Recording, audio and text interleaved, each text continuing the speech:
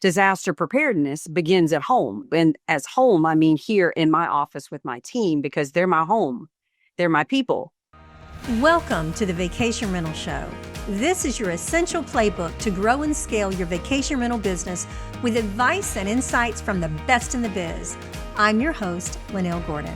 Welcome to the Vacation Rental Show. I'm Lynell Gordon, your host. And on today's episode, we are joined by three incredible women in the vacation rental industry, and they are making waves here, guys. Rachele Hobbs, Sue Jones, and April Burns. Rachele's the CEO of Hobbs Realty, and she's been instrumental in transforming the company into a leading force in the vacation rental market, driving innovation in her systems and her processes. Now, Sue is the founder of HR4VR. We've had her on before. You guys will recognize her name. She is revolutionizing the way we do human resources in the vacation rental industry. She offers specialized support to property managers, and everybody adores her. I'm just saying, okay? So she helps people navigate the complex parts of property management. Now, meanwhile, April is a senior account executive at Intercoastal Net Designs. Everybody knows April. She's been here forever, too. She is not only enhancing the vacation rental market and website strategies, but she's also creating a strong team culture through her role, guys, get this, as director of fun. So right. Together they embody the spirit of hospitality heroes, each dedicated to improving the guest experience, elevating your business practices, guys, and making the vacation rental industry better for both owners and guests. Welcome, Rachele, Sue, and April. Great. Hello. Thank you. Thank you for having us. I'm so excited about today. We're going to start with April. April, tell me, what are we talking about with Hospitality Heroes? What is this?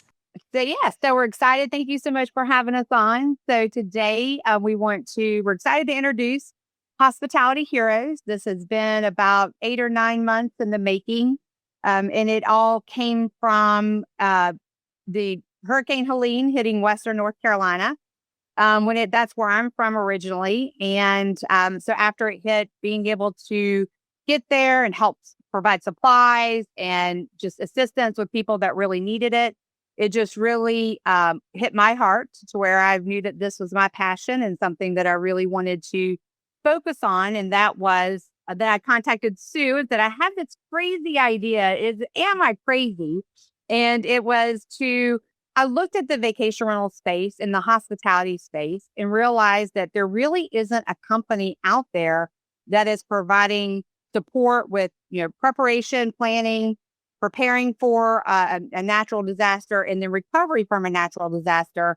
And I felt that this would be a great thing that we could do. And then we have the queen of hospitality, Rachele. We called her up and she was like, I'm in. So it didn't even take long for her to join us, but so excited that we've got this launching. It is a nonprofit, so it is a 501(c)(3), or C3, I should say that right. But we are super excited to be launching it. We're going to be having a donation and taking donations and doing a raffle at the Vacation Rental Women's Summit coming up next month. And just overall, our goal is to be able to support an industry that we all love and to be able to provide assistance to the property managers as well as their employees and make sure that they have the support that they need during a time of a natural disaster. So explain to me how this works, guys.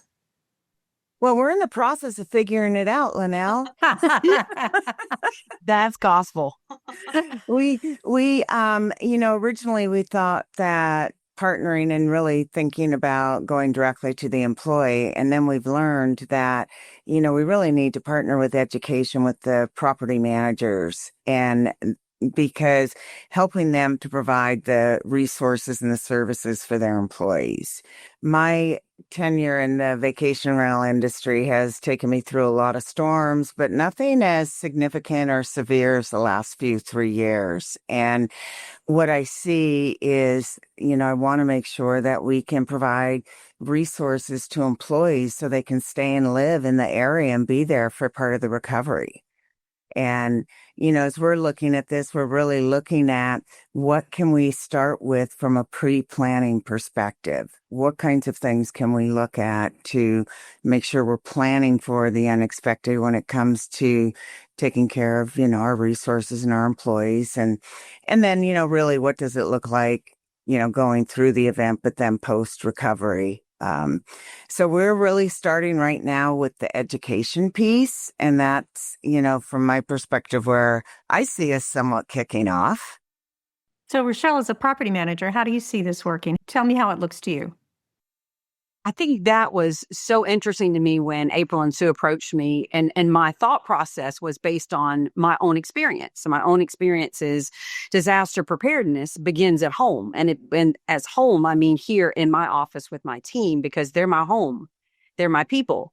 And so for me, it was the conversation that we started with, how are we going to protect our communities and revitalize after things happen? So when you've had evacuation, how do you take care of your people, make sure that they're taken care of so they can get back to my island to help me take care of the guests and take care of the vendors and the different people.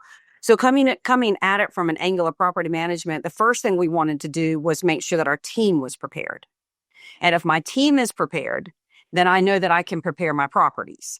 And then I know that my owners are taken care of because my team has a safe place to be during these type of things, and they have a safe way to get back and forth. We are a barrier island, and I know that may not be for everybody, may not be on a barrier island, but when disaster hits, it's like you're on your own, like you're in your own isolated barrier island. So the idea was to bring this education piece and let's forethought. Let's think ahead. What could happen? How could I be prepared? How could I take care of my team? And how can I take care of my owners in conjunction with all of that? And I think that that Sue and April just really hit it off with the education piece will start first. And then it'll start, we'll be bringing in all the different knowledge-based resources and things that are in each area. And we'll do that hopefully with other property management companies, other hoteliers, other restaurants, different people in all across the hospitality industry that can come together in a community and that they can help the recovery part, because they're the boots on the ground. So what are we going to be preparing? We're going to do education. So we will educate how to handle a disaster when it happens. So we'll have our people prepared, our boots on the ground prepared. We'll have resources to employees like Sue's talking about, and we'll make sure that the team is prepared. What kinds of things do we need to do in our property management industry for the people listening out there? What kind of things can they do to help? Or if they have a disaster happening, what should they do? Well, certainly, I think one of the things is, reaching out if there are resources we can reach out to help with. I think one of the things we've learned is that once the disaster happens, until the recovery, there's that point of access of where are people at and what do they have access to? So if FEMA's bringing in water and they're bringing in different services, but can everybody access that? Or what kinds of things can we bring that would help? And we thought through a lot of different types of models and things. It's certainly going to be based on a large volunteer basis as we look to bring on volunteers and, even having individuals or property managers or someone in hospitality who is kind of the point person in the community. But where we really want to start right off the bat is asking people if they know where their employees live, what do they need if there's a situation that comes up. What kinds of things do they need to be able to evacuate and be able to take care of their families and that? So it's a big lot of things that we're trying to drill down into. Yeah, I think one of the reasons why we originally were thinking about maybe doing something where we would go into an area and provide some type of supplies or something that maybe they needed.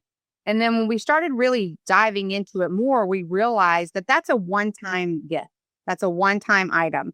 And they might not need it anymore, or they might hopefully not need it anymore. But what we wanted to do when we kept coming back to it was really educating people on what to do before a storm happens. So to the point of, where are your flood zones? Do you know where those are? Are your employees in there? Is there one between where your employees live versus where the property management company and the homes are? How are they going to get to work if that's the case? Or how can you support them if they're not able to get to work? And then from there, we decided, hey, if we're going to really get into education, let's do this. Let's get into not only helping them prepare for it by going in and talking to their employees about what their needs are, what their plans are, and then making sure that you have that clear communication, but also providing information real time. On our website, we have a map so where we could actually provide pins for each area, so that way we can help give them information of where to go or who to access before, during, and after a crisis or natural disaster, because we want to make sure that we're bringing in all the resources so we're doing the homework for them. We don't want them to feel like, okay, now I've got to go to the government website. Now I've got to go to the state website. Now I have to go to my county website. We want to make sure we have all of that at their fingertips, so then they have access to it, because it is a lot of work. And in some cases, you have limited access to electricity or internet. And so we want to make sure we're giving them everything they need as quickly as needed. And that's just to start, right, lady? Just to start, because we also realize that all disasters are not natural and weather related, that there's things that happen within your company that cause disasters. I mean, what if one of your employees has an accident or something happens? We want to be able to provide good common sense on how to care for your people, because you offer these types of insurance? Do you have a life insurance policy for your young employees? Do you have any type of disability related short-term or long-term? Do you have these offerings? And if you don't have them today, are you considering a 1 to 3 year plan so that you can grow these type of offerings? Because disasters come in all different shapes and sizes and forms. And sometimes they come in, I'm right-handed and I broke my wrist. And how am I going to manage to work because I can't work for the next 14 days? So how am I going to take care of the thing, my responsibilities as an employee? And so that it's also training for employers to be thoughtful of what is disaster. And it's not only weather related. For sure, losing employees is very difficult. Well, and especially in the hospitality arena, because a lot of these benefits and these services aren't available. And so we really want to try to work with, keeping the hospitality individuals and the workers in the areas where there's jobs. And when something happens and there's not jobs, what can we do? What kinds of resources can we provide to ensure they will be there when the recovery comes back? And I also think, as we've talked, there's so much to learn, and there are so many individuals who have gone through these situations, and we really want to hear from people. We want to hear what their experiences were, what are things that they need that we can assist with. Oh, that's excellent. So guys, if you are listening and you have feedback, how are they going to get that feedback to you guys? Well, they could go to our website at hospitalityheroes.org, or they can reach out to either one of any of us at our first name and then at hospitalityheroes.org to our email addresses. So we certainly love that. Have them reach out and connect with us and help provide that information. And, our goal is to continue to grow this, is to be able to provide that resource of information, to be able to have real-time alerts once an app is built, to be able to really notify people, and then have people in your area being able to help communicate that, to then moving on to train the trainer, as I know that you mentioned earlier. And then eventually one day to being able to work with those property management companies to have, those that might have large laundry facilities that can help store supplies and equipment and be that first person with boots on the ground to be able to provide those supplies for that community. So we have lofty goals, but we certainly are excited for it. We know that they're achievable. We know that the hospitality industry as a whole needs it. That's why we chose hospitality and not particularly just vacation rental. We want everyone to be included. In fact, our website is made that anyone can go onto it and add we'll add the pin for now, but hopefully one day they can go in and add the information and update it. But to be able to provide that to us, because we want anyone to be able to go in and click on their area, find access and information, and not feel like it's just for a particular group of people, because we want to support the community that helps support the property management companies whenever they're in their season. That's awesome. Like Talk about lofty goals, yes, but you never get anywhere without lofty goals. You know that. We all know that in business. It doesn't happen unless we have those goals that we set. So what are some of the goals that you guys are looking to set for Hospitality Heroes? Raising money. That's what I was waiting for that. Donation. Okay. I was waiting for that. I didn't know whether you're a 501c3. And I was like, okay, are they looking for donations from people so they can get started in this so that it can help finance what you guys are doing as well? Yes. Okay. I think one of them, and April, maybe you might want to share a little about the app and things that we've been seeing. I think that's going to be a huge turning point for us if we can do something along those lines. Yeah. So really our goal with that is to be able to, we want to utilize people that are the best or provide information in their area. We don't want people to feel like it has to all come from us. We want to make sure we're making those connections. And part of that is to be able to build out an app. So obviously those donations will certainly help with that infrastructure so we can build out an app. So in real time, somebody could get an alert if it is notified of a natural disaster or a big event in their area that they need to be notified about. Be able to have those layering on the map so then they can see where there is a floodplain. They can see where there might be areas or roads that impact or affected in their area.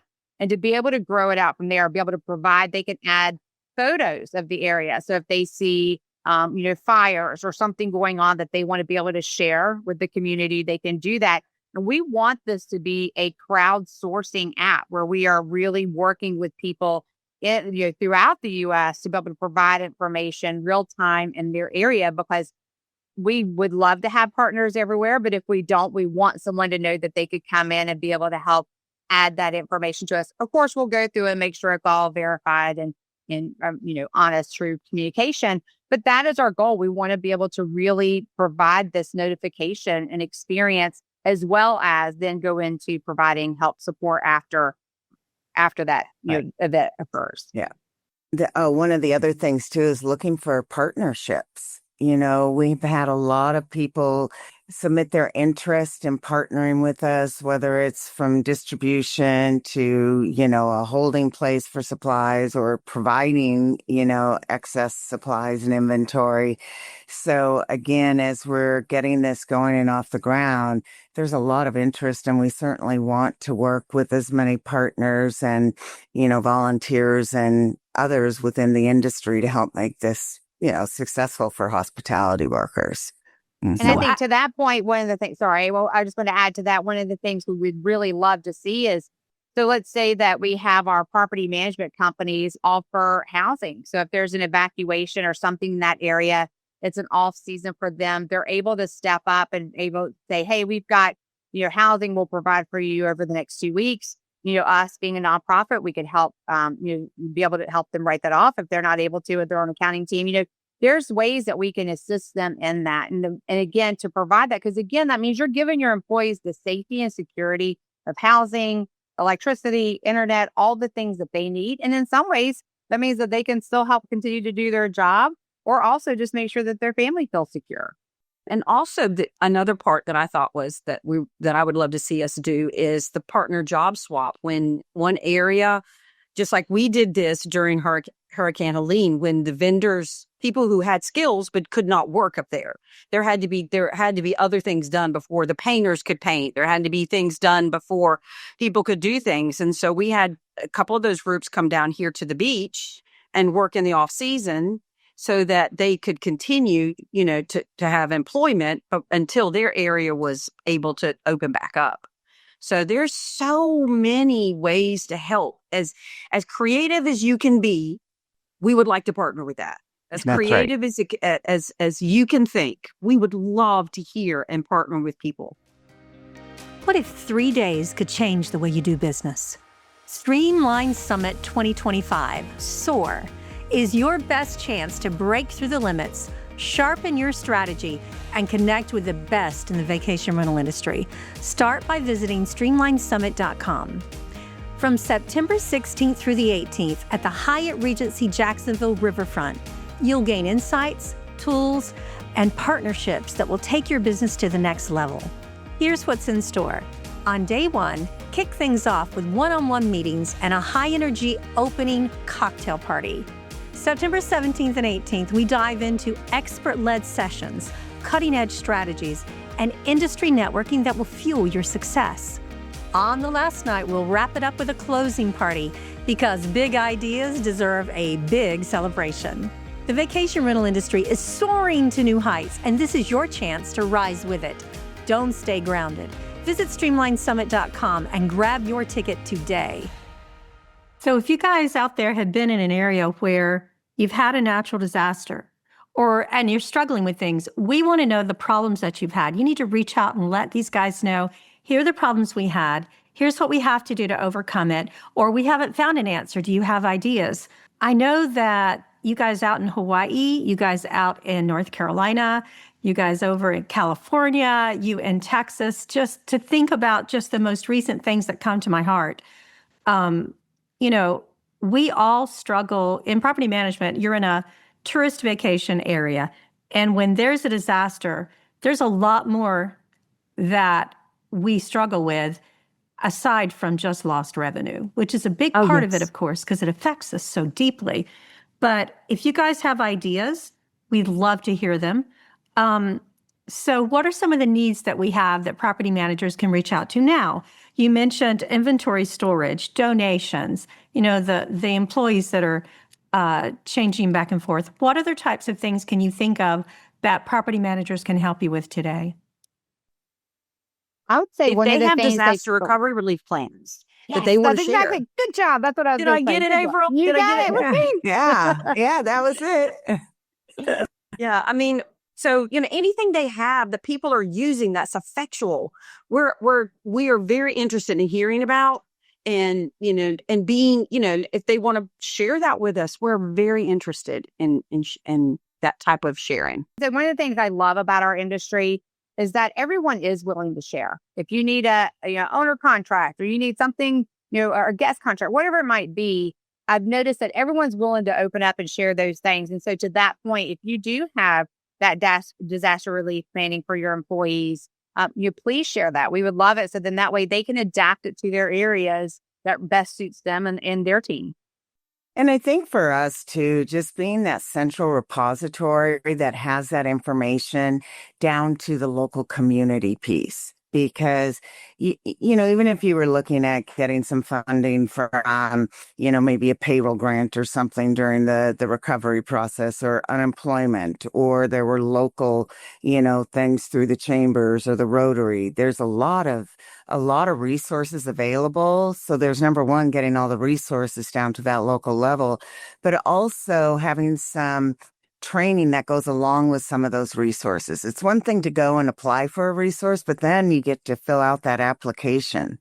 And that's just a nightmare in itself. So really having some helpful tools and getting people to the information they need right at that point in time that's most relevant to them.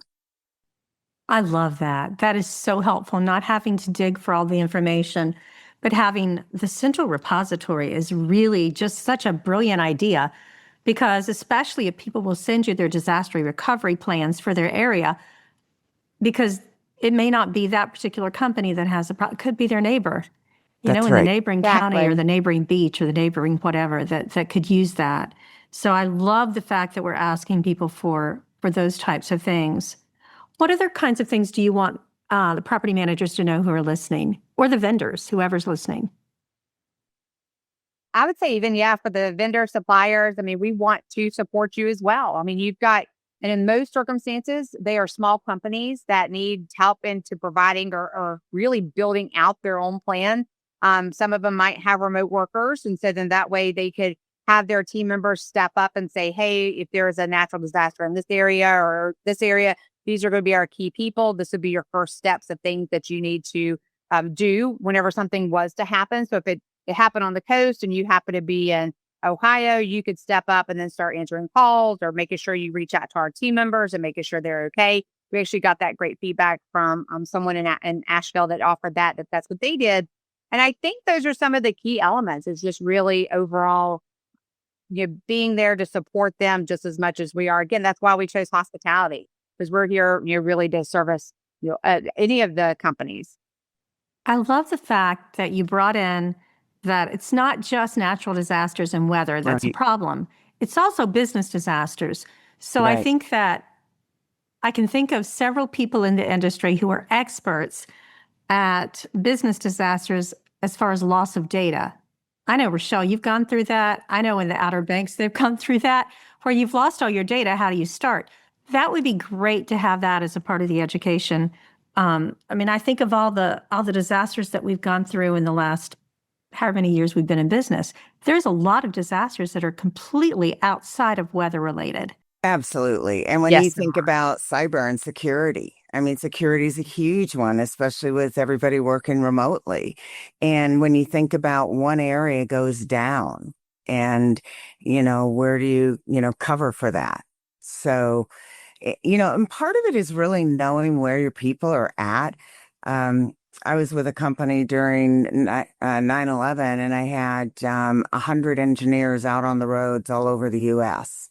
And boy, I had to track them all down and figure out where they were and, figure out how do we get them back when there's no transportation and no car rentals and no hotel rooms. So, I think one of the big, openings for us is to really make sure our, hospitality workers and their employers know where they're at and, have a way to reach out to them and, know that we can account for people when these situations happen.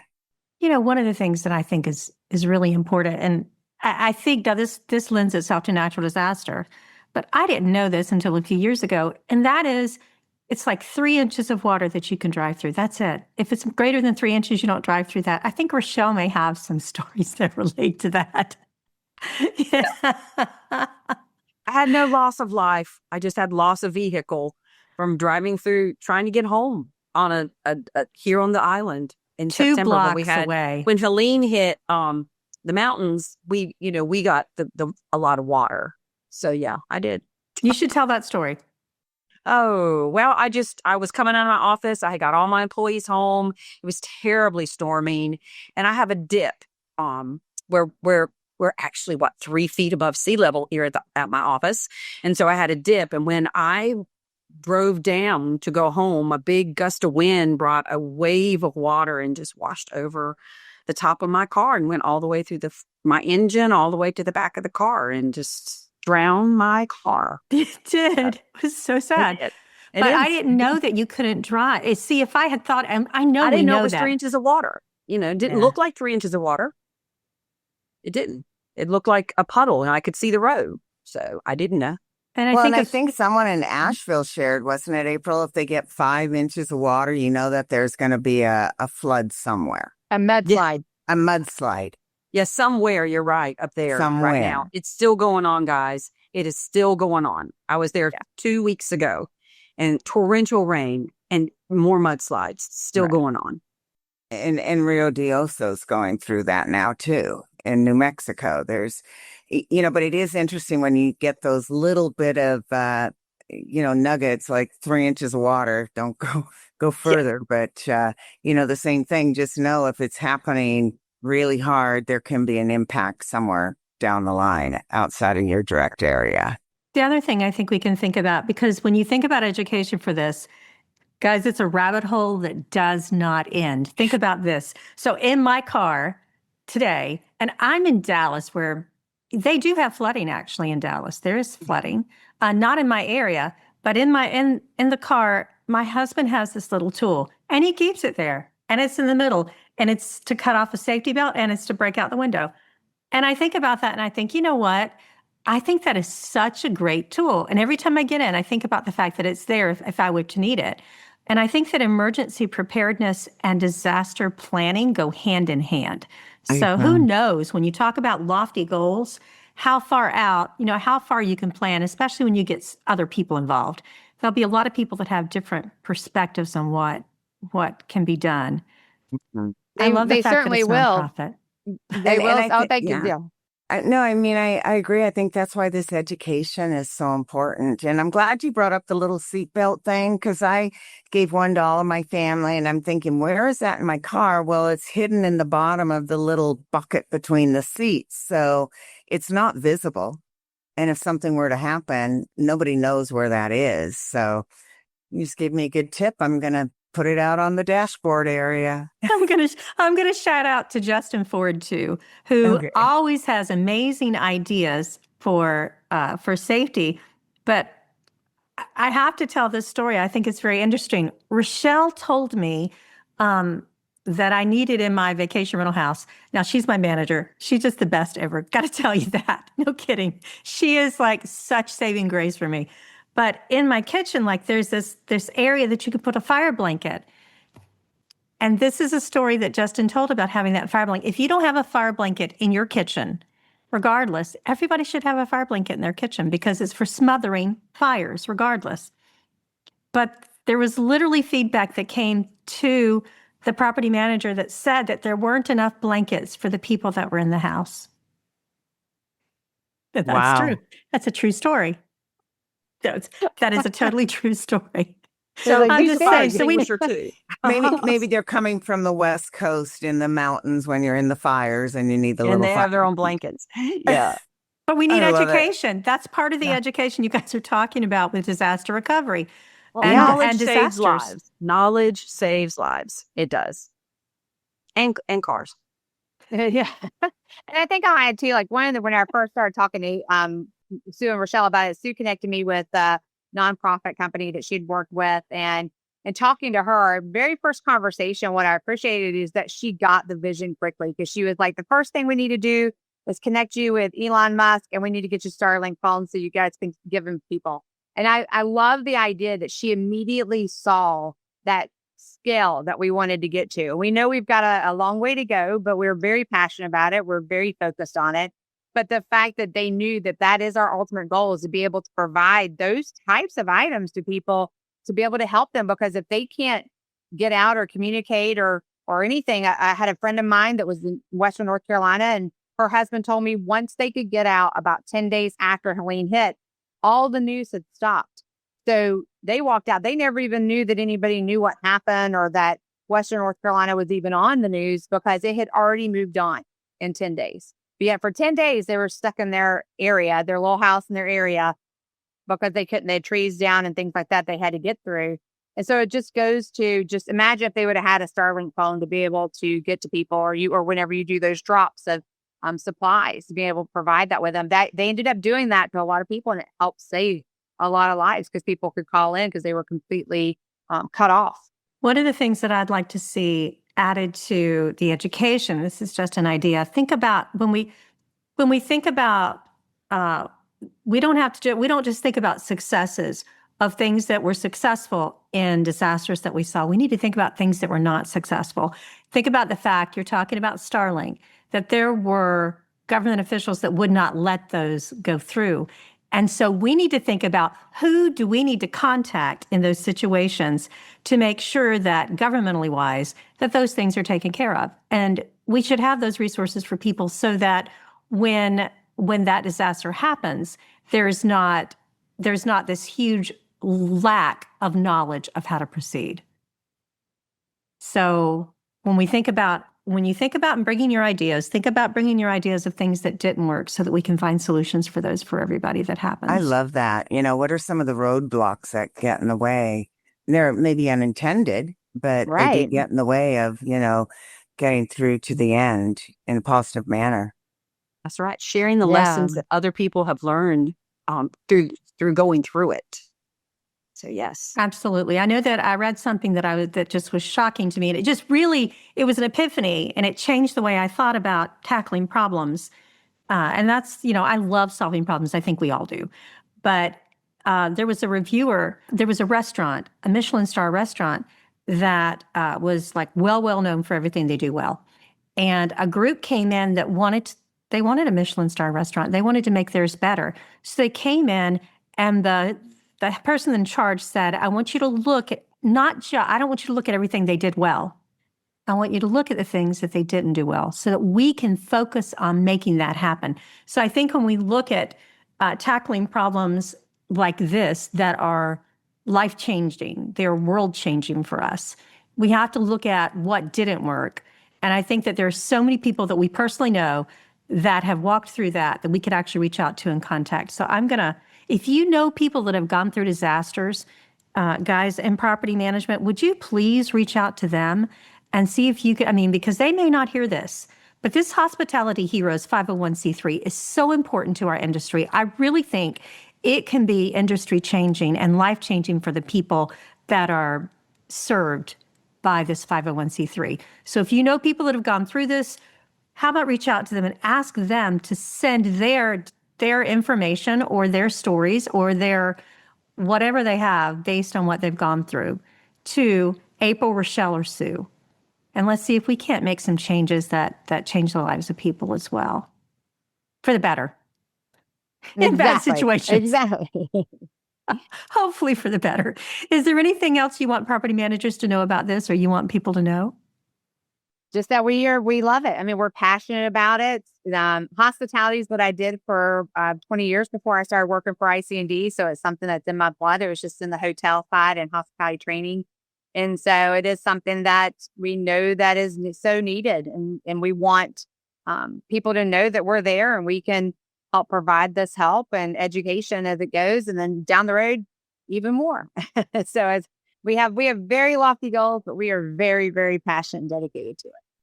And I love the ask for everyone who's out there and the property managers, any information they think is of value or anything they want to share with us. We're learning as we go through this. And we just want to make sure that we're providing the most up to date and, providing this level of resource that is very meaningful to the people on the ground. We don't want to spin our wheels on something that's not going to be meaningful. We want to help you take care of these workers in the area. In the words of somebody famous, ain't nobody got time for that. We don't have time to mess around. There's no time to mess around. So please open your pocketbooks, open your hearts, and open your knowledge base. And please share with April, Rachele, and Sue. And let's see if we can't do some things that really help the industry through this. We need your help. There's no one person, there is no three people that have all the knowledge we need to make this particular thing happen. They need you really today. And you said they could reach out to hospitalityheroes.com. Is that right, April? .org. .org, guys. It's org. Could say free. It's 501c3, so it's a .org. Hospitalityheroes.org. No, we appreciate the support. Thanks. We know Yes. it's so needed in our industry and just for within everything going on. I will say this real quick. I had somebody ask me one time, what are you going to do if there's no natural disasters? And I said, that would be the ultimate goal. There we go. We would welcome that with open arms because it would help us prepare people and, in the need that something does happen down the road. But listen, we just want to be here for those that have to go into it. But our ultimate goal would be for no natural disaster or crisis to happen. That's right. Yeah, but it would be nice to know that once a year we could take our teams and we could go through the education that you have on the website, and it would help us to prepare for not just natural disasters, but for business disasters that happen, so that it would be applicable to everyone, not just people who go through those. Because everyone goes through those. Everyone goes through business disasters. We've all gone through data loss. We've all gone through employee loss. And that short-term and long-term disability, that is such a lifesaver, not just for the employee, but for the employer, because then you could hire somebody. You don't have to have your resources going toward that employee. And you also don't have to leave them out in the lurch if you have that type of thing. So I love the fact that we're not just approaching it from a natural disaster, but this is business disasters as well. So that's true, because we say the people behind the places deserve a plan. That's what we say. Say that again. The people what? The people behind the places deserve a plan. Yep. Who said that? That's our big why. That's our why. Oh, we I say love that. it. That's what we say. Yeah. I love that. So that's your big why that's awesome. That's like the basis for a mission statement to start there. The people behind the places deserve a plan.